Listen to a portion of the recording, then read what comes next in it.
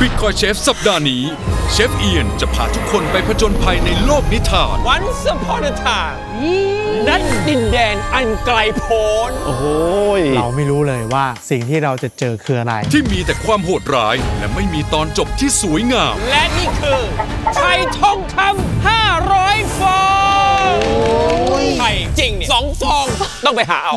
ไข่ทองคำด้วย การละครั้งหนึ่งนานมาแล้ว โอ้ยังไม่จบอีก จบแล้วอ่ะ นิทานมันยาวจังวะ เชฟเอียนไม่ต้องเล่านิทานเยอะก็ได้ค่ะ นิทานครั้งนี้จะจบลงอย่างไร แถวบ้านเนี่ยดูรักกัดทุเล ทางช่อง 7 HD และ Netflix พร้อมกันทั่วโลก ค่ะ